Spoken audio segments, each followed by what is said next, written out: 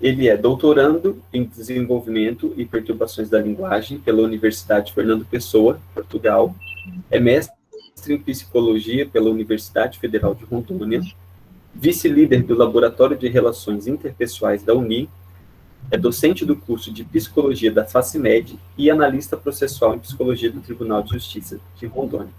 Hoje é ele quem vai conduzir essa aula e as demais também, que acontecerão nos dias 29 de julho, dias 5, 12 e 19 de agosto, sempre às quartas-feiras, né, às 18 horas, sempre assim através do Meet. Bom, eu peço a todos, mais uma vez, que mantenham seus microfones e câmeras desligados, para que a gente evite qualquer tipo de interrupção, né, ou de distração.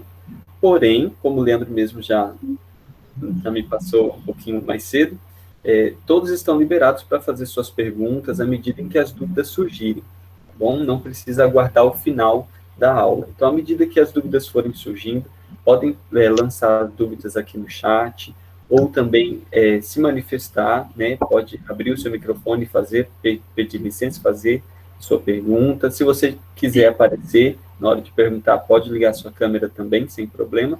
É só mesmo nos momentos em que o Leandro estiver falando, a gente se mantém ali em silêncio, né, para a gente não distrair os outros colegas, tá bom? Como eu falei, para quem estiver chegando agora, a frequência é registrada automaticamente. Então, mais uma vez, sejam todos bem-vindos, aproveitem ao máximo essa aula, e a partir de agora com o Leandro. Leandro, fique à vontade, por favor. Obrigado, Herbert. Boa noite a todas, a todos. Estou imensamente feliz, é uma honra de estar aqui com cada um de vocês. Vi várias amigas, amigos aqui já, vi minha prima lá do Paraná, vi também algumas estudantes lá do Rio Grande do Sul, pessoal aqui, amigos de minha cidade, companheiras do núcleo psicossocial, alunas, ex-alunos e outras pessoas que eu estou muito ansioso por conhecer, né, durante esses nossos encontros que acontecerão às quartas-feiras. Minha felicidade é tamanha que hoje eu fiquei como uma pipoca, o coração acelerado, o corpo em êxtase, porque para mim é uma honra e uma celebração poder me conectar com tantas pessoas que eu nem imagino quais são suas histórias, seus nomes, os percursos pelos quais passaram, os esforços que precisaram empreender em suas vidas para chegar até aqui, mas chegaram, né? E é através de todo esse esforço existencial que vocês empreenderam que minha vida pode celebrar a vida de vocês nesse instante, né? E eu me sinto muito engrandecido por isso, não só pelos seus próprios esforços, mas pelos esforços de inúmeras pessoas que cuidaram das vidas de vocês, né? Seus ancestrais, seus familiares, seus amigos, as pessoas que vêm colaborando com o crescimento de cada um de nós. Também devemos a elas, né, esse nosso encontro, porque é por meio do zelo de cada um deles que nós chegamos aqui. Então, minha reverência a todas essas pessoas, a vocês, aos seus esforços, à vida de vocês, e espero que, humildemente, meus saberes, minhas experiências, minhas trajetórias, meus valores, meu corpo, minha identidade, possa contribuir com o desenvolvimento de vocês, né? A ideia é de que a luz que habita em mim possa alcançar a vida de vocês e a luz que habita em vocês alcance também a minha vida. Isso, para mim, é por si só um grande momento, né? E é como Herbert disse, né? Fiquemos muito à vontade para, a qualquer instante, falarmos sobre o que o nosso coração nos pede a dizer. O nosso conteúdo, mais do que um programa, na verdade, é uma troca de experiência, de vivências, de esperança, né? Então, nós iremos até um ponto em que o momento e o nosso saber e nossas experiências nos permitirem chegar. Acho que é meio que por isso, né? Nossa responsabilidade com o desenvolvimento do grupo, de todos nós. Fico muito também feliz, né, por perceber o acolhimento de tantas pessoas. E eu quero iniciar a minha fala, antes de fazer uma apresentação mais pormenorizada, né, o Herbert já apresentou um pouco da minha trajetória acadêmica, mas eu entendo ser muito justo falar um pouco mais de minhas vivências, vivências outras, para que vocês compreendam o chão no qual eu me assento, né, eu me firmo. Esse encontro ele foi proporcionado a partir da criatividade e da generosidade, primeiro da Emeron, que possibilitou a oportunidade de nós, servidores, elaborarmos esses webinários. Então, muito obrigado, Emeron, muito obrigado, Tribunal de Justiça, valeu pela chance de levarmos esses conhecimentos. Tivemos vários outros encontros de temas interessantíssimos que vêm acontecendo pela Escola da Magistratura. Teremos justiça restaurativa nos próximos dias, eu não sei precisar a data, mas, enfim, coisas fantásticas vêm acontecendo. Mas a ideia surgiu de uma amiga muito querida, uma mente e um coração iluminado. O nome dela é Glaudênia, ela está aqui, é conciliadora lá em Machadinho, uma adepta da comunicação positiva, não violenta. Ela desenvolve isso, suas experiências e suas vivências emanam isso, né? E aí, certo dia, eu tinha encaminhado para ela um vídeo de uma palestra que eu fiz de um evento nacional sobre muitos saberes, múltiplas práticas comunitárias. E eu havia falado sobre comunicação positiva, comunicação não violenta, para vínculos pacíficos, né? Justamente num tempo de tamanha adversidade que é esse que nós atravessamos. Encaminhei para ela, porque ela não havia conseguido efetuar a sua inscrição, e depois de assistir, ela me dá um feedback e diz assim, olha, seria maravilhoso aproveitarmos a oportunidade que a Emeron concedeu e desenvolvermos algo nesse tipo com os nossos colegas e colaboradores. E eu pensei, olha que coisa maravilhosa. Imediatamente acolhi, e a ideia que era dela se tornou a nossa ideia, e por meio da Emeron agora estamos aqui. Então, muito obrigado, minha amiga, por dividir conosco seus anseios e suas esperanças. Isso nos uniu a todos nós, né? Isso é muito bacana. Bem, eu acho também uma coisa fantástica, né? Eu também gosto de destacar que quando se trata de condutas, estratégias, procedimentos pacificadores, todos que chegam até aqui já vêm, de certo modo, desenvolvendo em sua vida, dando passos em direção a isso.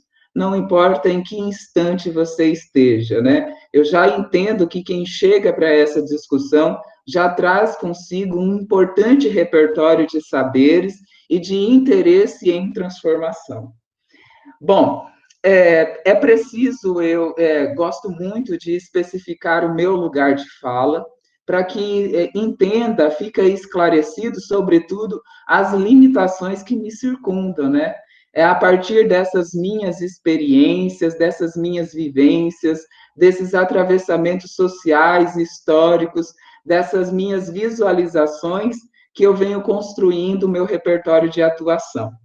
E quem eu sou, né? Para além daquilo que foi dito, desses títulos que possuo, né? Que é praticamente a superfície da superfície do sujeito. Bom, eu sou o filho do meio de 3 irmãos, né? Nós somos em 3, de um casal afrodescendente que migrou para Rondônia nos anos 60. Meu pai, Lafayette, de Minas Gerais, minha mãe, Irene, do Paraná. Se conheceram numa fazenda de café em Cacoal, onde os dois trabalhavam para o fazendeiro, obviamente. Não tenho sangue latifundiário. E aí, depois desse encontro apaixonante, 30 dias depois, imaginem só, parece encontro de Tinder. 30 dias depois já estavam casados, né? E mudaram para Pimenta Bueno, e aqui tiveram seus filhos e aqui nós crescemos, né? Então, eu sou filho desse chão amazônico, nasci em Pimenta Bueno, na mesma casa, no mesmo bairro, eu cresci e minha vida se frutificou. Dali, quando já adulto, eu resolvi mudar, sair de casa com todo o apoio de minha mãe. Mudei 3 quadras de distância, nem de bairro eu mudei, fiquei no mesmo bairro. Então, tem uma tradição, uma vida bem arraigada aqui. Depois, né, a uma certa altura da vida, entrei no Ministério Público, atuando como técnico, há mais de 10 anos. Estava lá trabalhando e olhei para o vizinho, que era bem ali do lado, a sede do fórum. E falei, cara, estou desejando, cobiçando um horário corrido. Na época, o tribunal tinha horário corrido. Fiz concurso, passei como técnico. Pouco tempo como técnico do TJ, mudou o horário. Putz, grila.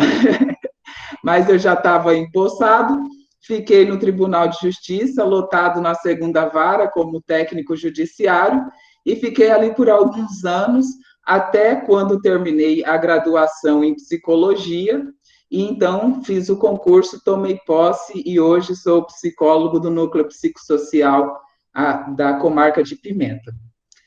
E já são 10 anos de tribunal, né? Então, prestando serviço no judiciário. E quando começou minha identificação com a comunicação positiva? Assim como muitos outros autores, né, eu vou utilizar muito aqui o Marshall Rosenberg, que é o sistematizador da comunicação não violenta, que também produziu, né, ele sistematiza esse conjunto de conhecimentos de uma comunicação assertiva e positiva a partir das experiências dele de sofrimento. E a minha história também está intimamente ligada com essa trajetória, esse percurso de violação de direitos. Eu sou um sujeito negro, sou um sujeito homoafetivo, e as minhas vivências no espaço escolar foram bastante duras, né? Então, e além de tudo, eu tinha um grande sobrepeso, né? Então, faltava uma deficiência para as marginalidades inteiras constituírem-se em meu corpo, né?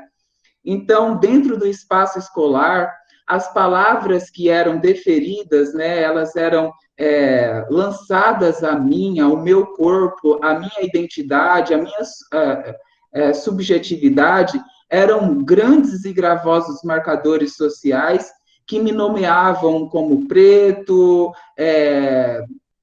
de sovaco fedido, de bujão, de baleia, de viado. Era sempre uma linguagem objetificante, né? Ou associava a um objeto, como um bujão, ou associava a um animal, como um viado, uma baleia ou um macaco. Então, é uma linguagem zoológica para definir o sujeito. Mais à frente eu vou falar um pouquinho sobre isso. Então, minhas experiências eram bastante traumáticas. E ali na escola, eu não me sentia de nenhum modo integrado ou pertencido. A única forma de eu me afirmar que eu encontrei foi desenvolvendo uma retórica, uma linguagem bastante articulada, a capacidade sofisticada de desenvolver um pensamento e um raciocínio lógico, enfim, a inteligência. Então, a minha inteligência acadêmica, na verdade, era um mecanismo de proteção. Eu a utilizava justamente para me proteger da hostilidade do ambiente em que eu estava inserido. A vergonha era tanta e tão degradante que eu não conseguia compartilhar com os meus pais as minhas experiências e os meus fracassos identitários, né? Algo que provavelmente deve também ter acontecido com vocês. Então, aquelas experiências de horror instigavam em mim o pior que eu tinha para oferecer. A única forma de punir os meus algozes, os meus agressores, era desenvolvendo uma linguagem, um discurso bastante agressivo. Sempre que eu falava, sempre que eu dialogava com alguém, na verdade eu estava armado para uma guerra. Era como se eu precisasse comprovar que o outro era inferior, cognitivamente. Era como se eu precisasse vencê-los pelo discurso. Era como se eu necessitasse evidenciar que a lógica do sujeito era uma lógica inadequada. E assim promover a ele algum tipo de constrangimento, um constrangimento cognitivo, um constrangimento mental, né? Era a minha forma de proteção. E assim eu me tornei pessoa, né? A ponto de crescer e identificar em mim um grande desconforto. Na academia, depois de na vida acadêmica, estudantil, depois de uma apresentação, de um diálogo, eu percebia que as pessoas se silenciavam, elas se emudeciam, alguns me elogiavam, muitos perdiam nesse conflito, nessa disputa linguística, mas ao final eu nunca me sentia um vencedor. Depois de tudo isso, depois de alcançar essa agressão ao sujeito por meio da linguagem, eu não me sentia um campeão, não me sentia bem. Pelo contrário, eu sempre me sentia um pouco mais reduzido. Também vamos falar um pouquinho sobre isso, né? Como que a linguagem e o comportamento mesmo que protetivo, de diminuição do outro, provoca uma grande diminuição em ti. Não tem dúvida, né? Não há como se passar ileso no processo de ofensa e de agressão à vida. A vida é tão sagrada que qualquer tipo de prejuízo que você implicar sobre ela, qualquer corte que você promover sobre ela, promoverá simultaneamente um corte em ti, porque a vida é conexão, não é mesmo, minhas amigas e amigos? Eu vou falando assim, mas se vocês quiserem também dizer alguma coisa, fiquem à vontade, tá bom? Então, foi aí que na faculdade, há 10 anos atrás, mais de 10 anos, né? Eu entrei em contato com as habilidades sociais. Elaine, minha amiga, conseguiu entrar, seja bem-vinda. Então, eu conheci as habilidades sociais e falei assim, cara, é por mim, é pela pessoa que eu sou, preciso utilizar isso. Trabalhei com habilidades sociais, fiz TCC em habilidades sociais. Depois eu fui para o mestrado em psicologia na Universidade Federal e fui estudar habilidades sociais, e aí eu já estava um pouco mais sofisticado. Soluço, desculpa. Depois, fui agora para o doutorado, trabalhando comunicação também no campo das habilidades sociais. A comunicação assertiva é uma habilidade social, e hoje eu trabalho, a minha tese é sobre comunicação positiva, comunicação não violenta, de Marshall Rosenberg. É isso que eu desenvolvo no meu projeto de doutorado. Então, toda a minha vida, todos os meus estudos, eles foram tangenciados a partir das minhas experiências de sofrimento, elas foram construídas a partir daí. E o que eu apresento aqui hoje para vocês, né, e por isso que eu fiz questão de, quando a Glau me convidou, a pensar uma proposta de encontro, né, entre nós, eu pensei, nós precisamos partir da dinâmica da linguagem. Porque a linguagem é algo tão corriqueiro, porque nós estamos cercados, para onde quer que nós olhemos, o slogan de uma propaganda, é uma embalagem de produto, é o próprio pensamento, são os símbolos, as insígnias, o nosso próprio corpo, a expressão do outro, ou até mesmo o silêncio. Nós estamos todo o tempo conectados com a linguagem. É algo tão trivial que nós não paramos para perceber a potência da linguagem, né, e a construção da linguagem como um fenômeno político e social, né? Então, que está muitas vezes a serviço não mesmo da vida. Então, pensei em chamar ao centro dessa discussão para sairmos do lugar comum em que nós nos situamos, para tratar a linguagem sobre uma outra perspectiva, né? Uma linguagem que muitas vezes está a serviço justamente em prol da corrupção da vida, né? Do aviltamento da alteridade, né? Da nobreza do sujeito. E é isso que eu proponho nesse encontro de hoje. Bem, tá tranquilo para vocês? Nós temos o chat aqui, meu povo. Podem interagir, contar vossas experiências, podem fazer perguntas, porque aqui nós estamos numa rede de saber. As perguntas não precisam ser necessariamente dirigidas para mim.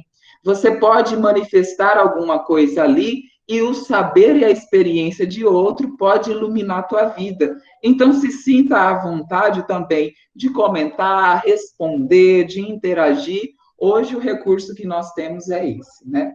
E também de falar conosco, né? Quero comentar algo, quero partilhar alguma coisa. Fique à vontade para manifestar tua vida aqui. Bem, esse sou eu, esse é o lugar de onde eu vim e esse é o lugar em que eu estou. E a partir desse lugar, eu gostaria de começar falando um pouquinho sobre a comunicação positiva. A comunicação, uma forma de linguagem, podemos pensar a linguagem como um espaço maior. Mas o seguinte, a comunicação, quando a gente fala em comunicação positiva, imediatamente nos vem a ideia, né, a noção do que é positivo, né? Os sentidos do positivo já se associam à dimensão da linguagem, né, da comunicação positiva.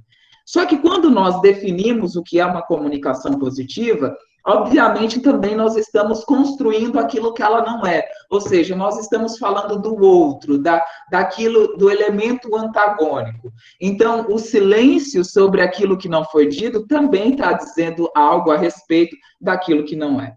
É nesse sentido, por exemplo, que Marshall Rosenberg, né, quando ele nomeou a comunicação como não violenta, aquela que é uma comunicação positiva, assertiva e pacífica, ele, em certo momento, ele ficou bastante frustrado. Ele falou assim, putz, agora é tarde, né? O nome vigorou, o nome ao filho já foi dado, a essa altura do campeonato não tem como mudar. Mas ele ficou bastante satisfeito, porque quando você chama comunicação não violenta, você diz o que ela não é.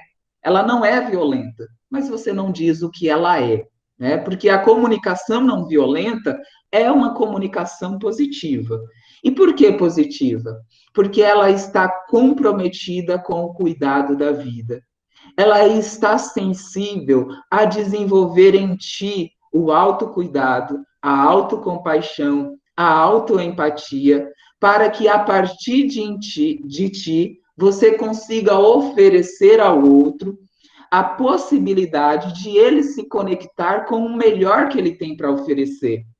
Porque muitas das vezes, quando nós estamos numa discussão, resolvendo uma querela, nós basicamente nos centramos em instigar no outro o pior que ele pode sentir, o pior que ele pode oferecer para o mundo.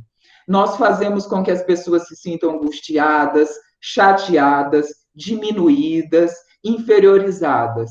A comunicação positiva, ela está comprometida em instilar no outro o melhor que ele tem para oferecer ao mundo, ao universo, a ele mesmo, né? Então, é um estilo de comunicação que amplia o nosso potencial e nossa generosidade em existir. Já a comunicação, porque se a gente fala em comunicação positiva, praticamente é como se também soasse lá internamente em nossa mente a existência paralela de uma comunicação que seja negativa. E o que seria, então, essa comunicação negativa? Eu prefiro não utilizar o nome negativo. Eu prefiro utilizar o nome de uma comunicação destrutiva, uma comunicação indiferente, uma comunicação descomprometida contigo e com o outro. Mas, enfim, essa comunicação, ela nos afasta de uma ideia que pode parecer romântica, mas para nós ela é uma ideia fundamental, de que nós nascemos para ser bons. Dalai Lama diz o seguinte: não há filosofia que seja superior, não haja teologia que seja grande o bastante, não há ciência que suplante o poder da bondade no ser humano.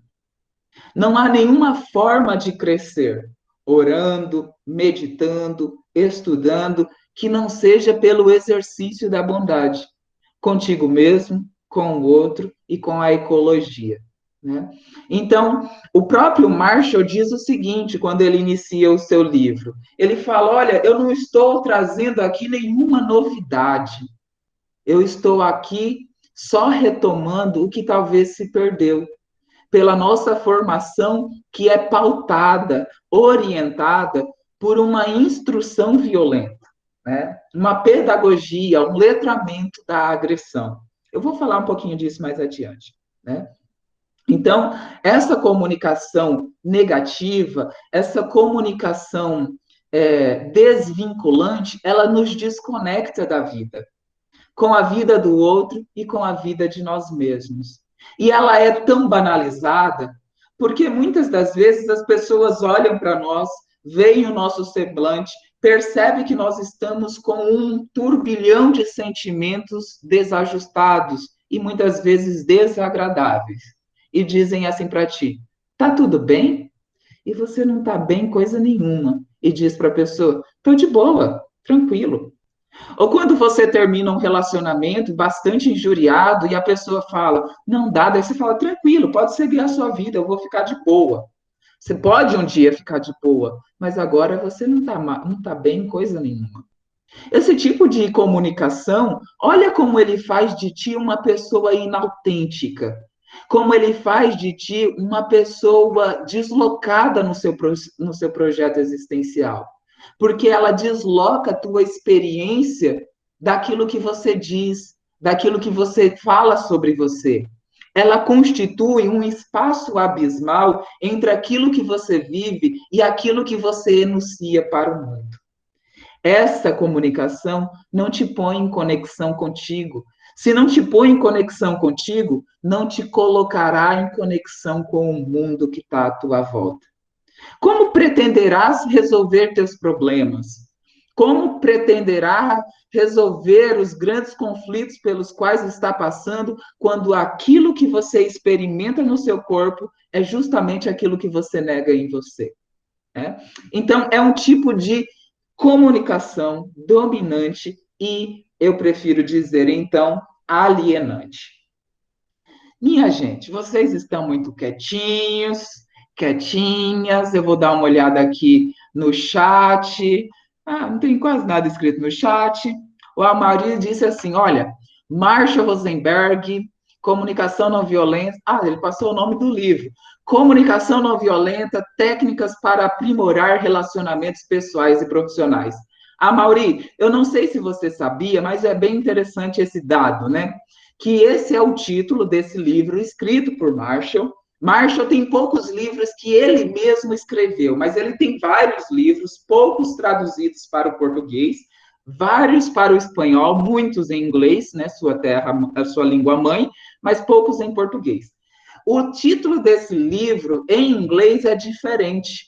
O original é Comunicação Não Violenta, uma linguagem da vida. E esse é o título que mais representa a comunicação não violenta, né? Porque não tem como você utilizar uma linguagem pacificadora se tua vida não for um movimento de paz. Não faz sentido algum utilizar uma narrativa e um discurso de cordialidade se todo o seu corpo e seus comportamentos adjacentes, eles pregam políticas de violência e executam políticas de violência, né? Então, é uma linguagem para a vida. Muito legal. E aqui, olha, minha prima falou, primo querido, que bom aprender com você, né? Apesar da distância. Então, que bom que ela também se identifica com a minha história. Um beijo para ti. Bom, fica livre, né? Falarem um pouquinho sobre no chat e tal. O Felipe está agradecendo e eu também te agradeço. E tem uma pergunta, né? Quais hábitos a gente pode desenvolver para nos auxiliar a passar de uma comunicação alienante para uma comunicação positiva? Olha, Felipe, sua pergunta é a pergunta central dos nossos encontros e eu não tenho como respondê-la imediatamente. O primeiro passo nós vamos fazer hoje é compreender a origem dessa leitura alienante sobre nós e sobre a vida, para a partir do enlarguecimento, da ampliação de nossa consciência sobre os domínios dessa linguagem em nossos corpos, mente e espírito, instituirmos uma linguagem de vida. E aí nós vamos fazendo um processo, o processo da comunicação não violenta ao longo desses encontros, tá bom? Então, não fique só nesse encontro de hoje, participe com a gente dos próximos, para a gente desenvolver juntos. Bom, algo mais sobre a linguagem, né? Então, entender um pouquinho sobre a comunicação positiva, é isso daí, o que ela é, tal. Quando eu digo comunicação positiva, eu estou falando de comunicação assertiva, de comunicação funcional, de comunicação não violenta, ou seja, há vários estilos que se enquadram dentro da comunicação positiva. Então, não estou tratando especificamente de um nicho, estou falando de uma série de estratégias comunicativas que foram desenvolvidas para que nós construamos uma vida mais maravilhosa. Bom, enfim, o que é a linguagem, né? A linguagem, para mim, eu não sei se estou me fazendo claro, se eu estiver muito rápido ou desconexo, por favor, um feedback. A linguagem, ao meu ver, é a tecnologia mais complexa que o ser humano desenvolveu. Por meio da linguagem, nós construímos sociedades inteiras. Nós nomeamos as coisas, distribuímos sentidos, garantimos a permanência até mesmo daqueles que se foram. Nossos ancestrais se fazem pertencer, se fazem permanecer por meio das narrativas, por meio desse legado discursivo que é transmitido de geração para geração. A linguagem é esse recurso que, à medida que nós a construíamos, ela nos construía. À medida que eu enuncio a coisa, eu me enuncio enquanto sujeito que pergunta sobre a coisa. Enquanto eu defino, construo os limites da alteridade do sujeito outro, eu defino a pessoa que eu sou, os lugares que eu ocupo.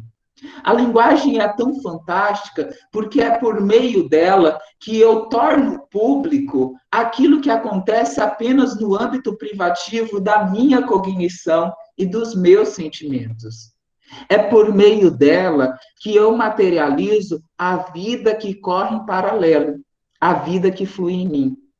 A linguagem, ela nomeia as coisas, ela potencializa as coisas e dá às coisas um sentido que vai sendo individualizado sujeito a sujeito.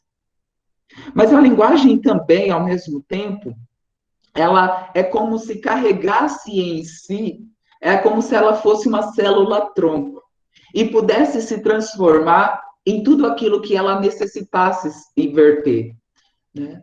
Porque ela também é uma faca de dois gumes. É por meio da linguagem que nós hierarquizamos a vida. Constituímos sujeitos brancos e sujeitos negros, heterossexuais, homossexuais, homens e mulheres. A linguagem define os acessos. No campo jurídico, quando eu digo que um processo está concluído, para um cidadão que nada entende de conclusão de processo, ele pode imaginar que um processo concluído é um processo que concluiu, mas um processo não se conclui com a conclusão, né? E essa linguagem limita acesso. Quando um juiz, ele promove, ele prolata uma sentença, ele não escreve a sua sentença para o sujeito que requer o direito. Ele utiliza do juridiquês e do método jurídico, da hermenêutica jurídica, para proferir uma sentença para outro operador do direito, não para o sujeito de direito. A linguagem marginaliza. A linguagem, por exemplo, ela define quem tem acesso. Não sei se vocês sabem, mas outro dia uma amiga me falou assim, olha, eu estou concorrendo o doutorado na USP. Daí eu falei assim, que bacana. Daí ela falou assim, mas eu estou muito preocupada. Eu falei assim, por quê? A prova de inglês e de francês, ela é eliminatória. Aí eu fiquei pensando, um, um, um curso de doutorado da USP de São Paulo, que é de psicologia social, que trabalha com decolonialismo, utiliza como mérito de ingresso línguas que são elitizadas, sujeitos periféricos, sujeitos de favela, sujeitos negros de periferia, pobre, não têm acesso à formação de francês, nem de alemão, nem de nenhuma das línguas colonizadoras. A linguagem define quem vai entrar e põe às margens do campo de formação as pessoas que serão restritas de direito. É por meio da linguagem que nós construímos ideologias, definimos o que é de direita e o que é de esquerda, e a partir dessas ideologias nós julgamos as pessoas.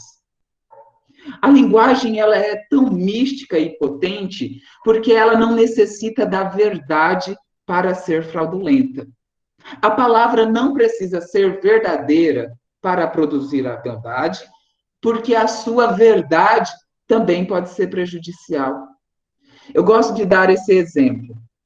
Imaginem o seguinte: imagine que no século I, nós, cidadãos de Jerusalém, acordemos com uma manchete de tabloide. Jesus, o grande criminoso, foi preso entre dois ladrões. Bom, você olha para aquilo e diz o seguinte: o que será que Jesus fez? Jesus causou uma turba multa, Jesus foi um contraventor da ordem social, Jesus questionou as autoridades, Jesus infringiu o código moral e o código jurídico, o cânone daquela época. Obviamente não era mentira o que o jornal disse. Mas por trás dessa verdade há uma manobra fraudulenta da vida. Então, as palavras e a linguagem, elas transportam muito mais do que seus sentidos. Elas transportam as verdades ou as ilusões, os fatos fictícios, né, dessa inverdade construída, né? Então, ela tem esse potencial, ela tem esse poder. Então, a linguagem, ela é muito potente, né? Enfim, quando, em 1960, Michel Peixoto, um estudante da linguística, eu vou só passar por isso, né? Ele questiona o que nós chamamos de estruturalismo linguístico, que desde a década de 30 estava focado na linguagem como uma estrutura gramatical, uma estrutura do sentido vocabular e tal. Michel Peixoto começa a dizer, olha, a linguagem é feita por sujeitos e a linguagem é feita em espaços. Porque você pode pensar o seguinte: a língua possui cor? A língua possui gênero? A língua possui classe? As palavras possuem identidade de gênero? Não. Mas seus falantes, sim. Aqueles que enunciam, que utilizam da linguagem, essas pessoas possuem todos esses marcadores. E é por meio dessas realidades sócio-históricas, sociopolíticas, que eles falam.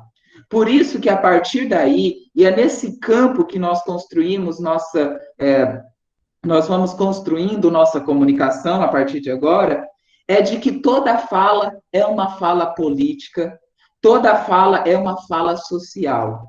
Toda fala é uma fala ideológica. Toda fala é uma fala interdiscursiva. Ou seja, o que eu falo não é apenas o que eu digo. Eu falo o que eu li de Marshall Rosenberg. Eu falo o que eu li de Karl Marx. Eu falo o que eu li de Gabriel Nascimento em Racismo Linguístico. Eu falo o que eu li de Lélia Gonzalez sobre português. né? Eu falo do que eu li em Paul Preciado sobre identidade e sexualização dos corpos e das identidades de gênero. Então, eu estou trazendo um discurso que não é um discurso original e não é um discurso exclusivo. Nós precisamos conceber que nossa fala, ela é interdiscursiva. Mas também a nossa fala, ela traz memória, né? A gente utiliza muito a memória do discurso em análise do discurso. Porque a nossa fala é uma fala ancestral. Eu estou falando agora, mas em mim, por meio de minhas palavras, deslizam e ecoam até vocês os sentidos de Marshall, os sentidos de Heidegger, os sentidos de Sartre, os sentidos de séculos, de séculos, de séculos. Então, toda fala possui uma memória. Toda fala é a fala de um tempo. Toda fala carrega uma ancestralidade. E é isso que a gente precisa conceber. A palavra é potente porque ela traz consigo todas essas nuances. Então, ela é sempre uma manifestação histórica. E aquilo que não é dito também é falado. Olha que coisa interessante.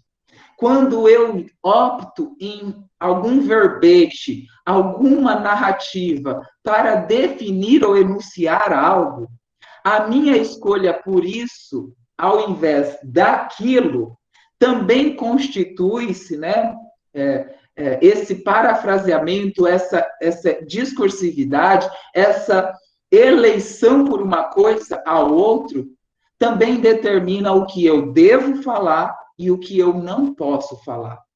Existem coisas que não podem ser ditas, existem coisas que não são pronunciadas.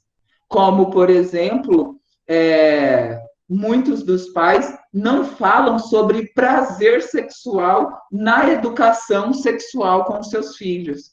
Nós fizemos um estudo disso na faculdade, né, com uma orientanda minha, e percebíamos que na orientação sexual, os pais falavam sobre segurança pública, né? Não andar em ruas que não são iluminadas, não trocar nudes, falavam sobre moral, falavam sobre cuidados contraceptivos, mas não falavam sobre o gozo, o prazer, disso não se falava, né? Então, isso define o que se diz, mas também define o que não deve ser dito, né?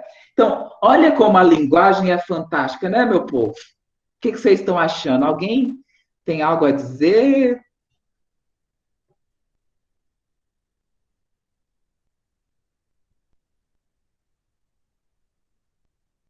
Bom, ninguém tem algo a dizer, eu vou me fixar aqui no que a Adriana disse. Parabéns, estou adorando, maravilhoso, feliz por estar aqui. Vou continuar aqui, eu vou ficar bem motivado. Então, vamos lá.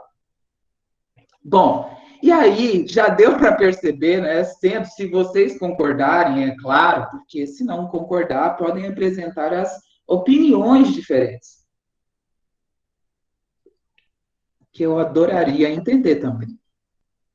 Que a linguagem dá para perceber, então, se faz sentido, de que é ela essa manifestação sempre política, que ela é essa manifestação social e assim por diante.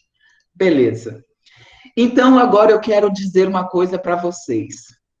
De onde vem, né? Porque quando nós temos um direito lesado, quem trabalha com conciliação sabe. O povo chega, desculpe a palavra, tá gravando, né? Chega irritado na audiência de conciliação, chateado.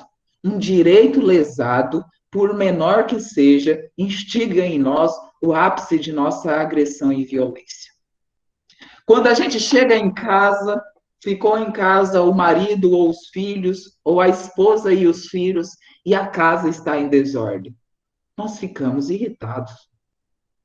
Quando a gente fala com os outros, nós construímos uma linguagem de obrigação, de imperativos e assim por diante. Então aí a gente começa a perceber de onde vem essa linguagem tão ofensiva e agressiva. Eu dou uma dica para vocês, né? Se alguém quiser fazer. Já ouviram falar em árvore da violência? Não, ninguém ouviu. Então, eu vou dizer o que ela é.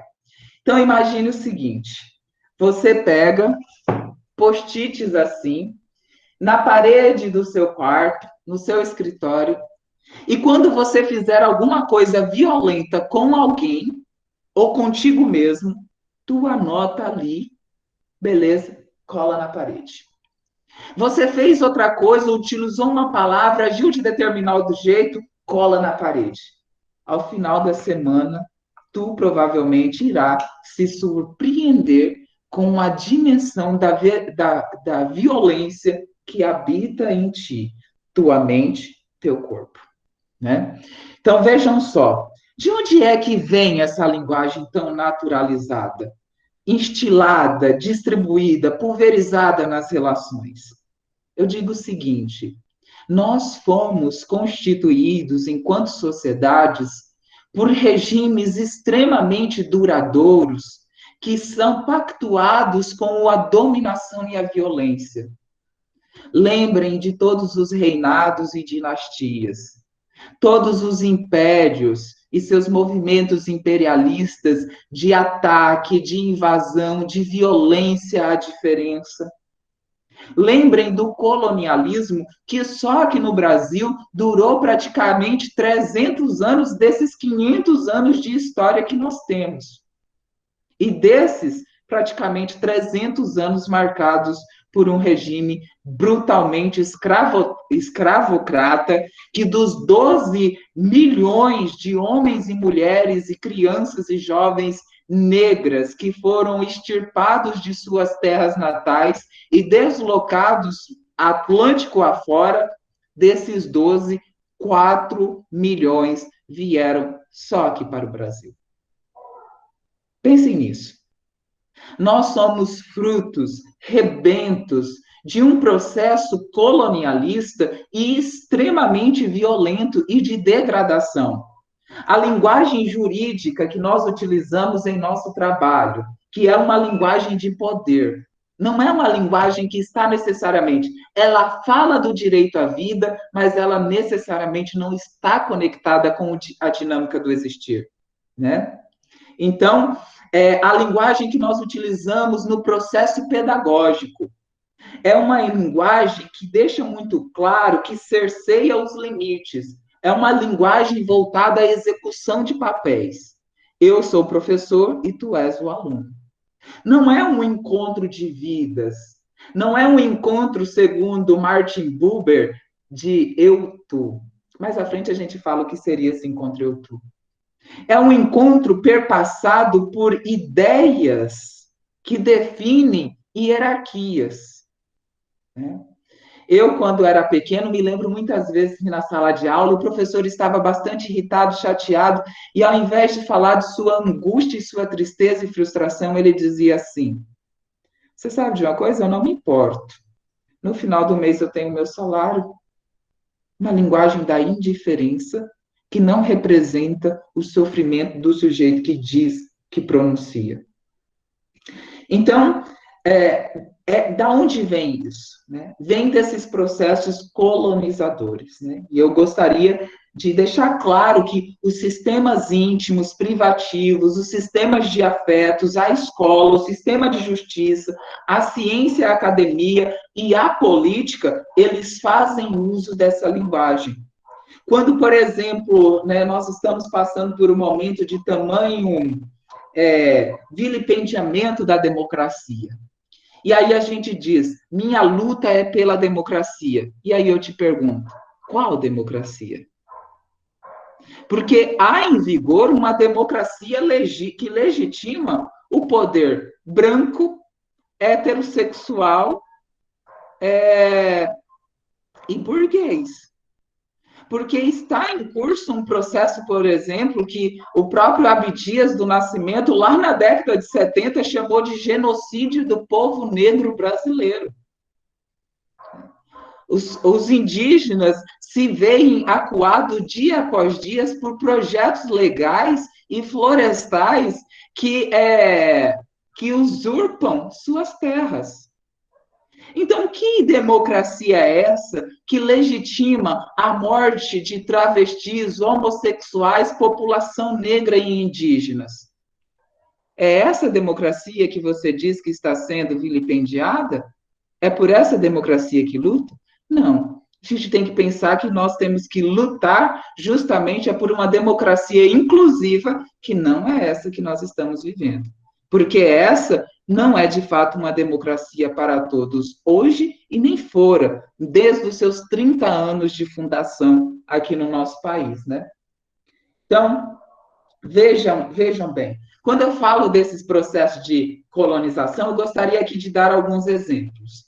Quando os portugueses chegaram aqui no Brasil, durante praticamente 200 anos, eles não falavam, a língua fluente não era o português, porque havia uma grande, né, a densidade populacional era uma densidade indígena, e a língua fluente era provavelmente o tupinambá. Né? Existe um estudioso chamado Wolf Dietrich que fala sobre isso. E a partir dali, do tupinambá, foi desenvolvida uma língua mescla com o português que foi chamada de língua geral. O que era a língua geral? Era essa língua falada no território, né, que facilitava os acordos, a colonização e a catequização dos indígenas. Quando o Marquês de Pombal chegou aqui, e aí em 1757, ele diz, acabou com isso. Acabou com isso. Quando Portugal decide fazer daqui uma espécie de colônia, braço extensivo da metrópole, a primeira política que Marquês de Pombal faz é destruir a língua geral para instituir o português como língua oficial. Né? Então, ele nega a linguagem do povo e, a partir daí, a língua indígena vai ser tratada, até hoje, como praticamente um dialeto, né? E assim por diante. E isso aconteceu de modo muito similar com também a população negra que veio para cá. Os grupos afros que mais vieram, né, para o Brasil eram os iorubás e os bantos, né, com predominância de bantos. E aí, olha só, Lélia Gonzalez, que há poucos dias comemoramos, na verdade, 26 anos do seu falecimento, ela falou que nas Américas, no Brasil, aconteceu o que nós chamamos de pretuguês. O que é o pretuguês? Porque Lélia considera a influência africana na formação da língua portuguesa brasileira, né, e do seu diferenciamento da língua portuguesa de Portugal. Ela diz assim, por exemplo, quando a gente diz Flamengo, ela fala, né, no livro dela, ela diz assim, o outro ri de nós porque nós falamos errado. Mas ele nem sequer sabe que no Iorubá e no Banto, por exemplo, não existe a consoante L. O que o negro faz, então, é incluir naquilo que ele desconhece uma consoante conhecida para ti. Na verdade, é a aculturação, é a inteligência sofisticada de quem administra a língua, né? Ieda também fala sobre isso, quando ela diz, olha, não poderia grande população que veio para o Brasil, que foi escravizada no Brasil, ela chegou até aqui com uma língua humanizada e amplamente desenvolvida. Quando nós chamamos de erro, por exemplo, o Flamengo, quando nós chamamos de erro a não colocação do plural no substantivo nominal, como, por exemplo, os meninos, as casas, isso tudo é derivação da língua preta, da língua afro, que aqui nós marginalizamos como errada, né? Quando nós reforçamos a negatividade da fala, né? Dizendo, por exemplo, não vai não. Isso tudo também é influência materna africana. Mas aquilo que não foi folclorizado ou sexualizado passou por um grande processo de inferiorização. o que aconteceu praticamente é que nessa jogada de dominação e colonialista, para que isso pudesse vigorar, era preciso hierarquizar as vidas em estruturas. Existem vidas nobres, vidas que precisam ser garantidas de direito. E existem vidas que precisam escoar para um espaço em que elas possam ser matáveis, em que elas possam ser extintas, em que elas possam ser exploradas e coificadas. E é assim, por meio de uma linguagem perturbadora, que é desenvolvido, né, que é construído os marcadores sociais de gênero, raça e classe em nosso país. O homem branco, eurocêntrico, heterossexual que aqui chegou, ele nunca definiu o que é a brancura. Ele nunca definiu o que é a burguesia. Ele jamais conceituou o que é a heterossexualidade. É nisso que tanto Foucault, Achille Mbembe, ou até mesmo, né, o Pierre Bourdieu, A Dominação Masculina, ele diz que o poder do homem, desse sujeito norma, consiste nisso, em ele não necessitar justificar-se. A constituição dos privilégios da brancura e da heterossexualidade, dessa cis-heteronormatividade, que advém dessa determinação da norma cisgênero e heterossexual, ela se dá justamente pela construção da alteridade do outro como um sujeito animalizado, como um sujeito lascivo. Quando eu iniciei a minha fala, eu reportei a vocês experiências de inúmeros adjetivos, de inúmeras coisas que eram desferidas contra meu corpo e contra minha identidade, que me objetificavam ou me animalizavam. A linguagem colonizadora é uma linguagem que justamente desloca a humanidade por um campo animalesco do ser. Você é um macaco, você é um viado, você é uma bicha. Você é um sujeito que não é um sujeito digno de humanidade. E é a partir dessa discursividade punitiva, porque o outro não se enquadra na norma da brancura, na norma da cis-heterossexualidade e na norma da cristandade. Por esse sujeito se desviar por seus corpos, sua fala, sua cor, seu cabelo, suas expressões de gênero, elas criarem rachaduras na norma, esse sujeito vai ser punido. E a primeira punição é por meio da linguagem. Seu cabelo é feio, não faça isso, isso está afetado demais, né? E é a partir daí que nós vamos criando sempre uma linguagem de perturbação da vida, de dominação dos sujeitos, de violação das existências, né? Bem, deixa eu parar aqui um pouquinho e eu vou ver alguns comentários do chat para saber como que está a temperatura aqui. Vejamos. E aí vocês podem abrir o microfone. Oi, Herbert. Deixa eu te interromper aqui só um pouquinho. Só para relembrar os colegas, tá? Para manterem as câmeras e os microfones desligados, para a gente evitar distração ou alguma exposição indesejada, tá bom? Só uma lembrança. Obrigado. Herbert, você que observou aqui, existe alguma coisa que você queira pontuar dos comentários, alguma pergunta que eu passei despercebido? Não teve nenhuma pergunta, mas teve alguns comentários interessantes aqui da Eliane, quando você estava falando sobre a democracia, né? Ela expôs um posicionamento dela, também interessante. E o Amaury e o Herbert também fizeram, o outro Herbert, né?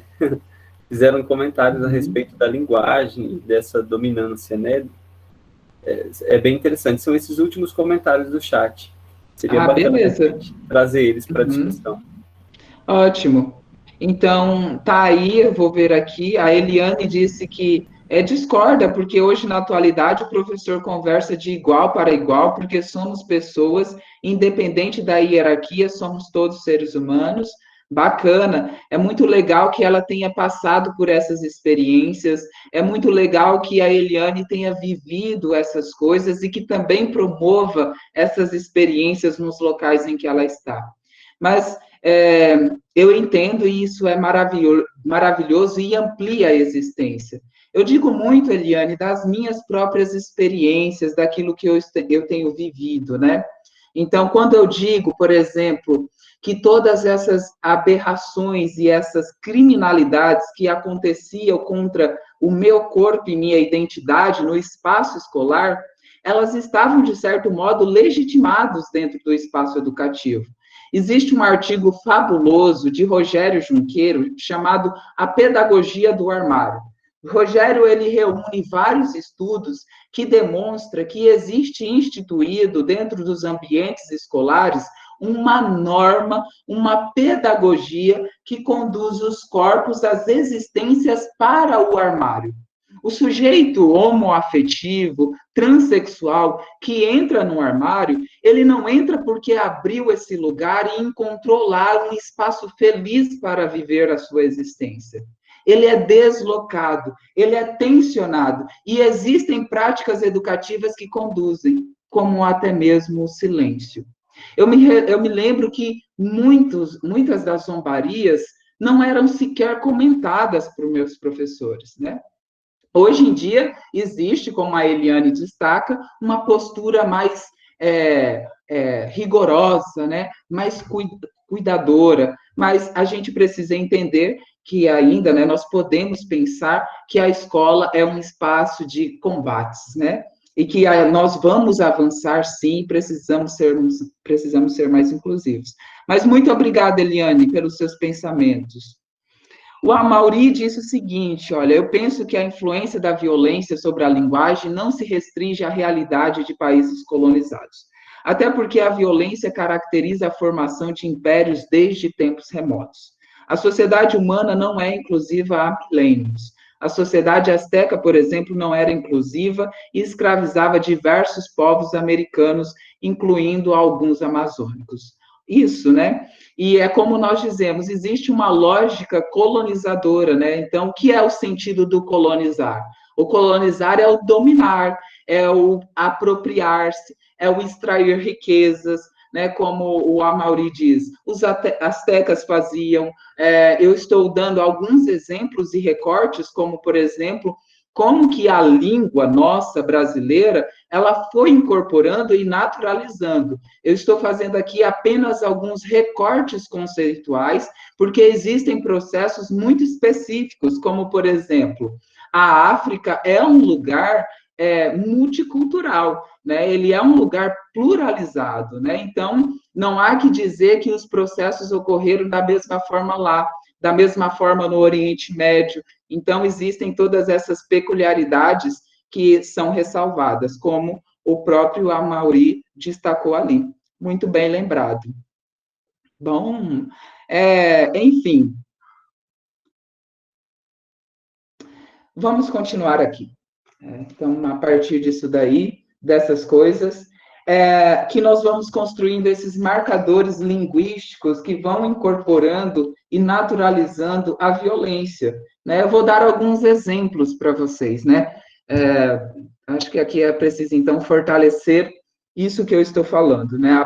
Além do meu lugar de fala, também destacando a realidade brasileira. Então, vejamos. Existem coisas que hoje em dia nós chamamos de, não sei se vocês conhecem, como racismo recreativo ou homofobia recreativa. Quando você vai a um stand-up, né, a maioria das piadas começa ou com travesti, uma história de travesti, transexual, ou uma história de um gay. Sempre tem uma história assim. Ou tem uma história de gênero, uma história de diferenças de gênero, ou uma história de pessoa preta. É a partir daí que começa a recreação, né, dessa naturalização do racismo ou da homofobia recreativa. Ela ganha dinheiro, ela produz status a partir da violação e da degradação da imagem do outro. A gente ri. Ou quando nós dizemos mulher no volante, perigo constante. Embora todas as estatísticas que reportam a acidentes de trânsito digam que mulheres são muito mais seguras, muito mais atenciosas na prática automobilística do que os homens. Impera nisso tudo uma classificação do gênero a partir de uma ineficácia arbitrária. Ela é sugerida a partir de propósitos de gênero que querem destacar a ineficiência para justamente definir locais, como se o dirigir não fosse um local a ser ocupado pela mulher. Veja como essas coisas, por exemplo, tanto esse racismo recreativo, essa homofobia recreativa, elas estão naturalizadas no nosso discurso.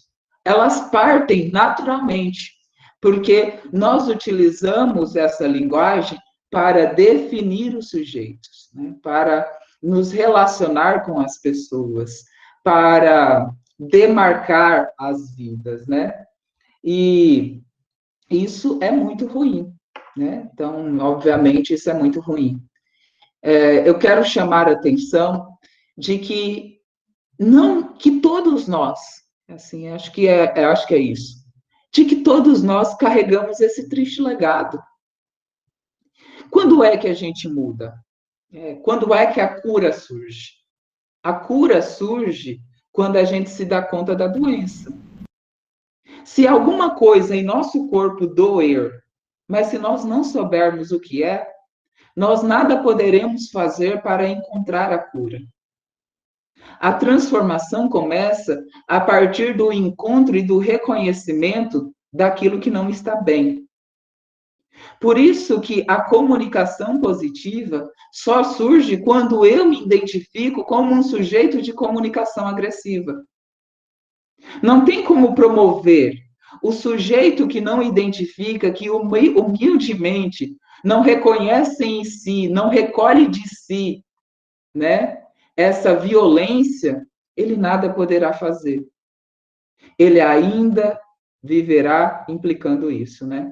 Então, eu vejo que essas heranças de dominação, esse passado, essa transgressão da existência, ela precisa ser sentida em nossos corpos, em nossa mente, em nossa linguagem. Nós precisamos considerar que essas coisas, elas existem e têm algum tipo de funcionalidade em nós para poder mudar, porque senão não haverá transformação. Bom, a Suelen está dizendo aqui, olha só, sendo a fala ancestral, como negacionismos de algumas questões podem influenciar a linguagem. Bom, Suelen, eu vou dar uma explicação aqui e eu não sei se eu alcançarei a tua pergunta. Qualquer coisa, tu me chama e abre o áudio, me explica melhor para ver se eu posso ajudar de um jeito mais pleno. Vejamos o seguinte. Eu vou recuperar aqui duas coisas para responder essa pergunta muito importante e interessante da Suelen. Eu vou recuperar o conceito de epistemicídio e vou recuperar o conceito de memoricídio. Bom, o que elas dizem? O conceito de epistemicídio é um conceito que diz o seguinte: quando ele trata especificamente, de um modo mais restrito, né, mais específico, dos saberes, da cultura, da arte, da justiça, das identidades negras. Quando ele fala, por exemplo, no nosso país, os saberes negros, as identidades negras, as histórias negras, a justiça negra, tudo isso passou por um processo de apagamento, de invisibilizamento. todos os grandes teóricos que você estudou. Se você é do direito, eu pergunto, você estudou algum jurista africano? Se você é da área da saúde, você estudou algum grande pensador oriental, africano? Não. Provavelmente você estudou grandes pensadores europeus ou norte-americanos. Na minha área, dentro do humanismo, que eu sou de uma linha da psicologia que nós chamamos de humanismo, eu estudei muito Heidegger, Sartre, Merleau-Ponty, quem mais? Simone de Beauvoir, Carl Rogers, Rollo May, Fritz Perls, ok. Todos eles heterossexuais, todos eles brancos, exceto algumas exceções, como Michel Foucault, que era homossexual. Veja, nós temos uma tradição para um pensamento eurocêntrico, né? Um pensamento norte-americano. Isso é o epistemicídio. É como os outros lugares, nós estamos cercados aqui pela Bolívia, pela Argentina, pelo Uruguai. O Uruguai, né, tem prêmio Nobel, o Brasil não tem. Existem vários prêmios Nobel aqui na América do Sul, mas eles não fazem parte do programa de formação das nossas escolas. Esse outro que está na posição inferior, é nele que ocorre o epistemicídio. É o apagamento. Esse apagamento vai de geração para geração. E a gente nem considera a possibilidade, por exemplo, de estudar um filósofo que não seja europeu. Porque não corre aos nossos olhos, não corta em nossa carne que exista um universo para além desse e que foi nos dado como universo legítimo. Agora, o memoricídio, de modo especial. Eu não conheço, né? Não foi. A Alemanha tem uma grande quantidade de museus. Na onde você vai, assim dizem, que existe um grande memorial para lembrar ao cidadão alemão e a qualquer visitante do grande terror que ali aconteceu. Aquilo que há na Alemanha não é para punir os jovens alemães, não é para envergonhar a nação alemã, é para que eles nunca mais voltem a cometer a atrocidade que cometeram. Agora eu pergunto, no Brasil nós temos muitos museus? Não, temos poucos, e alguns ainda são queimados. Quantos museus vocês conhecem aqui da ditadura? Quantos vocês conhecem, por exemplo, da escravidão? Esse memoricídio é tão potente a ponto de apagar, de definir. O memoricídio não diz respeito, olha, esqueci. Mas ele diz respeito a uma política em curso, instituída, que vai definir o que as gerações irão lembrar e aquilo que elas deverão esquecer. Não é à toa que um contingente imenso de jovens, de uma população que não viveu os horrores da ditadura no Brasil, foram às ruas durante os últimos anos pedindo um regime militarista e ditatorial.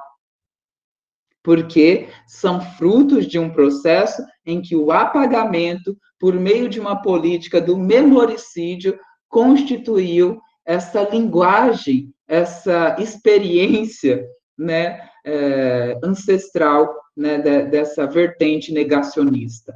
Não sei se era meio que isso, Sueli, mas perceber que há políticas como o epistemicídio e o memoricídio que acabam por definir o que nós vamos lembrar, o que nós vamos esquecer, os saberes que nós vamos considerar e os saberes que nós não vamos considerar. E a partir disso, nós vamos transmitindo de geração em geração né, os privilégios, os espaços e prerrogativas que nós constituímos para alguém, né, e os desprivilégios para outros. Não sei se ficou claro isso daí. Leandro, Oi. tem uma pergunta aqui interessante da Marina também, ainda falando sobre a comunicação, né? Ela pergunta se você acha que nós estamos começando uma comunicação nossa. Né? E tem Uma alguns comunicação comentários. brasileira. Isso, eu acho que ela quis se referir a isso, né? Acredito. Bem, eu vejo assim que nós estamos avançando, né? Existe, por exemplo, Gabriel Nascimento, que publicou ano passado, a partir da sua tese de doutorado, né, que ele concluiu no Instituto de Linguística da USP, é um livro muito bacana chamado Racismo Linguístico.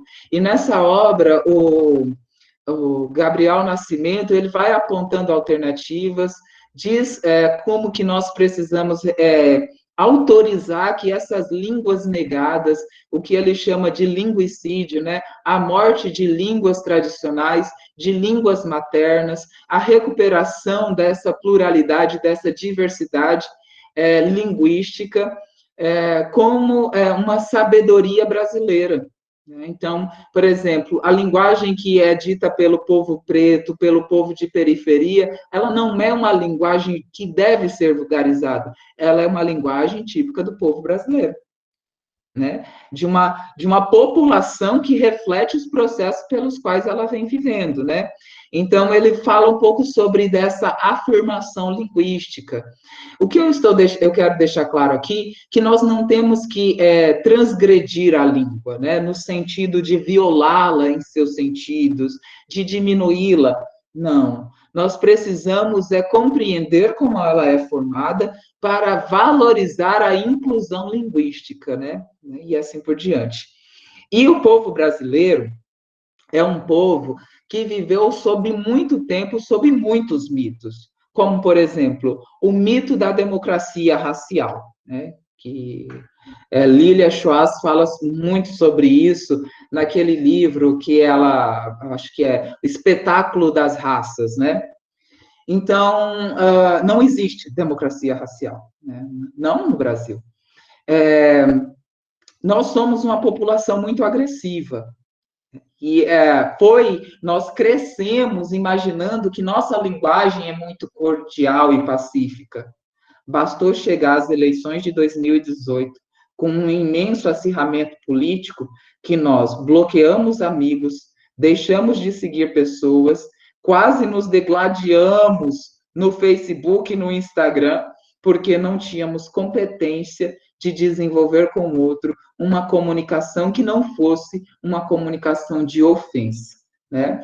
Então, esses retratos sociais têm evidenciado um pouco disso, né? De que nós somos uma sociedade de uma comunicação bastante violenta ainda e que precisamos mudar isso, né? Eu vou dar uma olhada aqui um pouquinho mais nos comentários para interagir, e tem aqui a fala da Adriana, né? Eu vou ler aqui, partilhar com vocês, pensar um pouco a respeito. E obrigado, Marina, obrigado a quem está interagindo aqui comigo.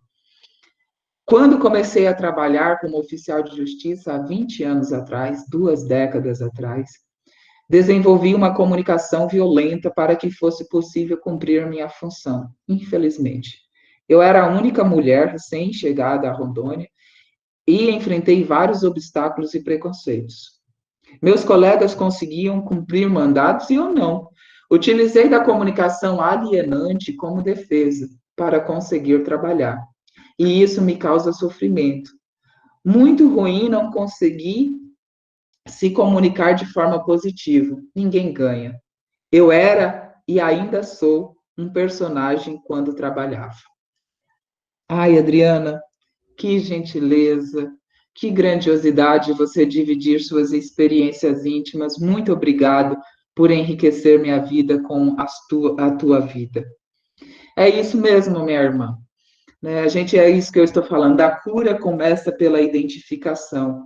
A princípio, quando eu falava sobre as minhas experiências, dizia que eu desenvolvi uma linguagem ofensiva para garantir espaços de pertencimento, de visibilidade, ante os anulamentos pelos quais eu passava. Creio que algo um pouco parecido também acontece aí com você, né? Nós vamos constituindo essas personas fictícias que servem para proteger, mas não para conectar. Ao longo do tempo, nós vamos nos dando conta de que não ganhamos porque nós não cuidamos nem da nossa vida, nem da vida do outro. Inúmeros pensadores existenciais, posso aqui destacar Heidegger, Sartre, deixa eu ver o que mais, Carl Rogers, Rolomei, eles tratam um pouco disso, de quando eu construo alguma coisa para não ser eu crio um distanciamento da minha realidade, da minha subjetividade. Imaginem o seguinte, e isso gera o que ele chama de inautenticidade, e a inautenticidade causa sofrimento, imediato ou a médio e longo prazo. Tem uma fala muito interessante de Clarice Lispector.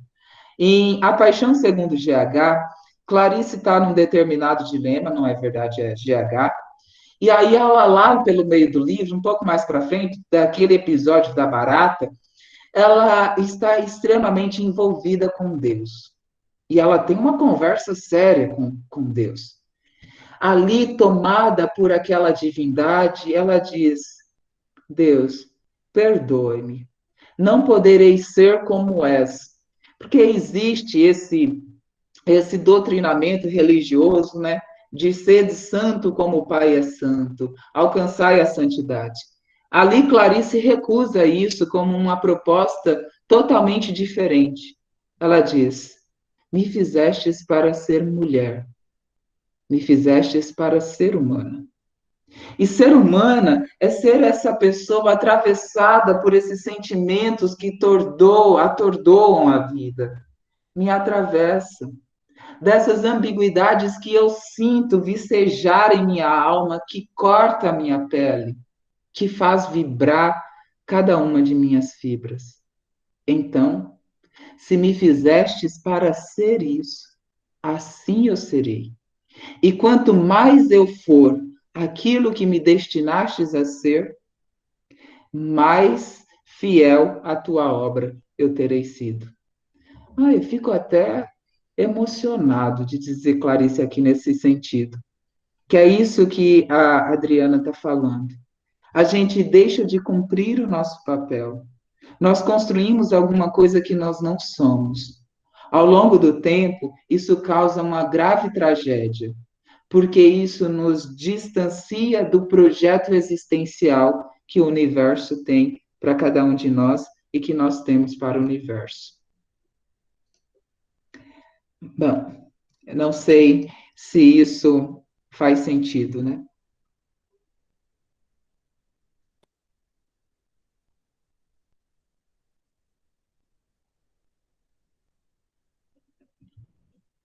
Bom, a Marina diz assim: eu não tinha me dado conta até essa fala, o como eu sou agressiva nas minhas falas para proteger do preconceito e rejeição, né? Então, a agressão, né, Marina, surge um pouco como uma estratégia protetiva e ela se torna justificável. Aqui eu quero falar um pouquinho no âmbito do trabalho, né? Existe um importante pensador da psicologia, minha amiga, né, da psicologia organizacional e do trabalho, a Márcia, psicóloga, trabalha comigo, eu sei que ela está por aqui, ou estava, ela há provavelmente de concordar. Tá aqui, tá presente. Muito obrigado, minha amiga, pelo apoio. Dejô, né, ele escreveu uma obra intitulada de A Banalidade da Injustiça Social.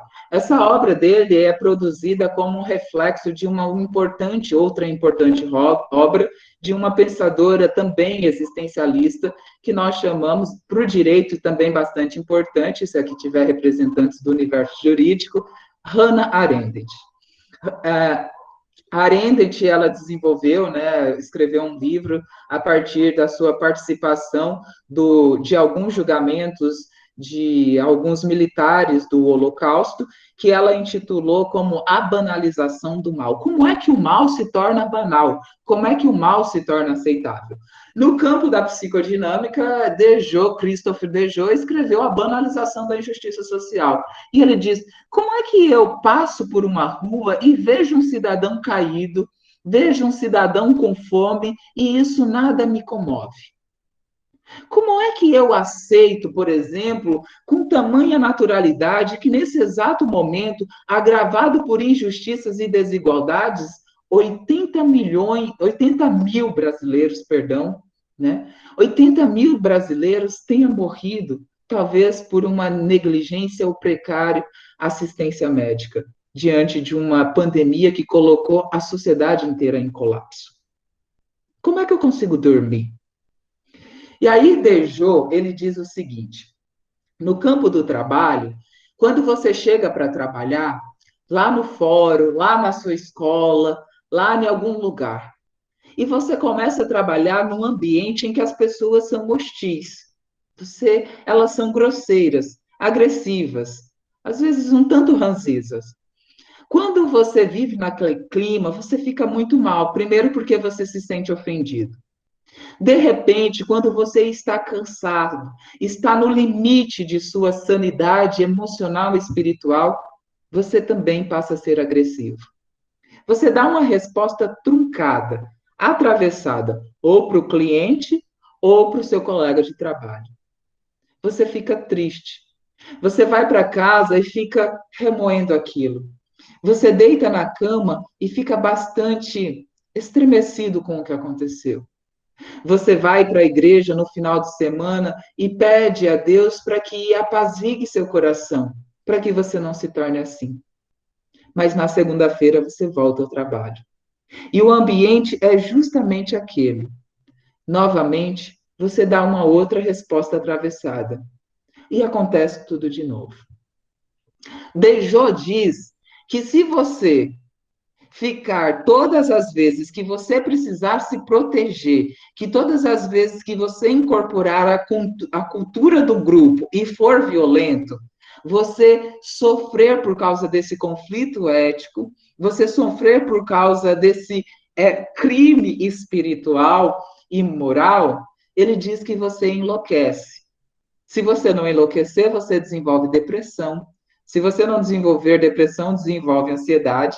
Se você não desenvolver nenhuma disso, você pode desenvolver talvez o quê? Alguma outra patologia do âmbito do trabalho, né? E assim, então ele diz o seguinte: na outra vez que isso acontecer, você já não vai nem clamar a Deus, nem vai remoer eticamente a grosseria que você fez. Você vai justificá-la e vai dizer assim: fulano mereceu. Mas assim, com essa estrutura, todo mundo está saturado. Você vai responsabilizar tudo qualquer coisa, mas não mais a ti. E assim, você vai ficar tranquilo. Você já não terá mais um conflito ético. Você poderá olhar a Deus no seu culto, na sua igreja, no final de semana. Assim, você estará protegido. Olha que coisa impressionante. Dejoux diz que muitas das vezes a agressividade que nós desenvolvemos no âmbito do trabalho é o que nós desenvolvemos para nos proteger. E naturalizamos, banalizamos essa injustiça que cometemos justamente para não enlouquecermos, para não cindirmos de vez nossa sanidade mental, né? Então, é um pouco disso, é um pouco de proteger-se, vou para o ataque. E imagine aí outras tantas comunicações interpessoais em nossa família, com os nossos cônjuges, nossas parcerias. Eu gosto muito dessa palavra, parceria, para não usar nem parceiro ou parceira, uma parceria sexual, né? Dentro do nosso trabalho, no âmbito conjugal e com os nossos filhos e filhas, né? É uma linguagem, muitas vezes, de dominação, é uma linguagem, muitas vezes, de vencimento do outro. né, para nos proteger. Bom, aqui deixa eu ver. A Celina disse, olha, minha amiga, a comunicação positiva, além de um discurso responsável, envolve ainda a capacidade da escuta ativa. Muito bem. O que em comunicação não violenta, o Marshall diz, é preciso falar com compaixão e ouvir com empatia. Não dá para desenvolver apenas uma língua não violenta. É preciso desenvolver ouvidos não violentos. Escutar o outro naquilo que ele tem para dizer, né? Não necessariamente nos termos em que ele diz. A Jana diz o seguinte: como é importante perceber, conhecer como a linguagem violenta que aprendemos passa pelo campo ético, racial, de classe e de gênero, né? E, enfim, e esses comportamentos agressivos se tornam naturais e a violência só aumenta, é o que a Elaine diz, né? Então, quando nós não nos damos conta de todos esses atravessamentos, eu digo que é impossível comprometer-se com uma linguagem que valorize a vida, que cuide da vida, porque senão nós vamos reduzir o sofrimento a mimimi, né? A recreação, né, e assim por diante. Não, e nós precisamos afirmar os sujeitos porque há uma herança de uma estrutura de dominação e ela está muitas vezes imperando em nossa mente, no nosso corpo e no nosso coração. Minha gente, o que eu tinha para dizer hoje é isso daí. É a partir dessas considerações do campo da linguagem, das narrativas e dos discursos, da formação da língua e do povo brasileiro, entender que essas normas de raça, gênero, classe, essas intersecções nos atravessam de tal modo que elas dominam muitas vezes o nosso discurso. É a partir dessas heranças colonizadoras que nós passamos a nos definir e a definir o outro. No próximo encontro, nós vamos avançar um pouco mais e tender a construir, a reinventar esse tipo de comunicação. É muito difícil para cada um de nós que fomos educados, nos erigimos nesse solo, nesse substrato da dominação, construirmos uma linguagem apoderada da vida. Mas não é impossível. E na próxima quarta-feira, vamos falar um pouco sobre isso. Como desconstruir esses marcadores. Quando eu olho para uma pessoa, antes de ver uma mulher, ou seja, um gênero, antes de ver uma roupa, antes de ver um corpo magro ou gordo, antes de ver uma cor de pele negra, parda ou branca, antes de ver uma sexualidade trans, gay, hétero, ver uma vida, ver uma história. Como observar e construir uma conexão com o sujeito a partir do que ele é. Como vencer essas estratégias ardilosas que se desenvolveram em nosso cérebro para marcar os sujeitos a partir de julgamentos. Esse será o nosso compromisso na próxima quarta. Bom, olha só, tem comentários lá de longe, lá de Joinville, Santa Catarina, Itália, né? Nossa, que interessantes percepções. Estou gostando muito, obrigada. Falar com compaixão e ouvir com empatia. É isso, minha irmã. Ana, Luísa, fantástico. Felipe, Leandro. Por qual motivo os homens aparentam ter maior dificuldade em fazer comunicação positiva? Justamente, meu amigo, por esses marcadores, esses espaços definidores de gênero. Acho muito bacana recuperar aqui Aimé Césaire. Né? Aimé Césaire é um africano muito importante nos estudos decolonialistas. E ele diz o seguinte: toda linguagem dominadora, ou seja, linguagem de colonização, para que ela aconteça, para que a prática de colonização aconteça, é preciso que o colonizador ele seja dessensibilizado. Ou seja, aquele que agride precisa perder a sensibilidade para agredir. No processo de desenvolvimento de uma comunicação virialista, né, que está voltada à virilidade do macho, da masculinidade, que muitas vezes é tóxica, do machismo introjetado nos pensamentos e nos corpos masculinos, esse homem perdeu muito. Ele perdeu a capacidade de falar de suas emoções e de se conectar com suas emoções. Ele perdeu a capacidade de reconhecer a importância de seus sentimentos e de suas necessidades. Ele ficou deslocado na vida. A masculinidade fica sem um referencial positivo, porque aquilo que é incorporado como poder é perpassado por essa dinâmica que torna o homem um animal viril. É a partir disso, né? O homem precisa construir pela dor um tipo de poder que não lhe proporciona segurança, apenas uma ilusão, né? Então, aquilo que acontece com o homem é extremamente danoso, né? Uma criança, desde muito pequena, ela precisa ser brutalmente dessensibilizada para que ela seja capaz, na vida adulta, de discorrer pacificamente o discurso heteronormativo, cis-heteronormativo, e machista, e assim por diante. Ou até mesmo a dificuldade de se conectar com seus próprios sentimentos, né? E a gente vai falar um pouco mais sobre essas coisas, Felipe. Muito obrigado por essa pergunta e por essa colaboração. Lucélia, excelente, muito obrigado. Aline, riquíssimo. Eliane, parabéns.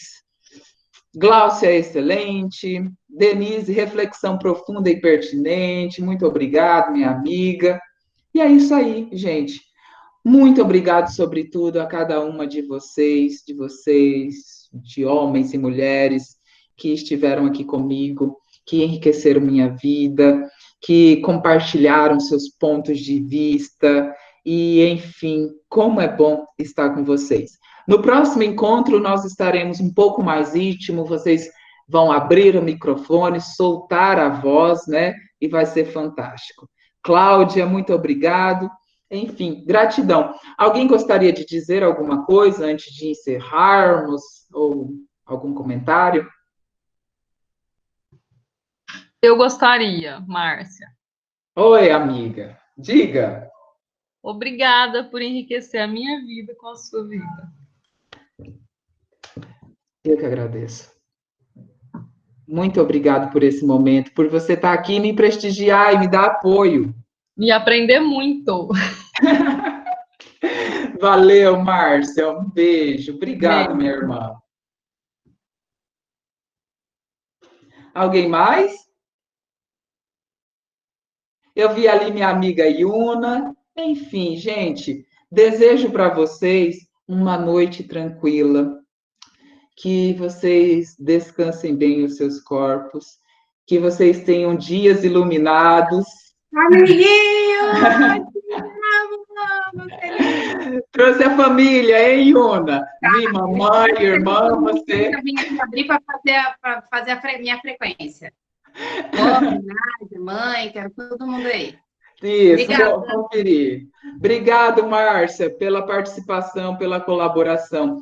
Que respeito vocês têm pela minha vida, que valor que vocês agregaram a mim e como vocês me honram me celebrando nesse momento. Muito obrigado, bom descanso, dias iluminados.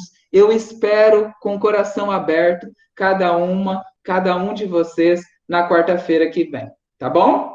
Beijo!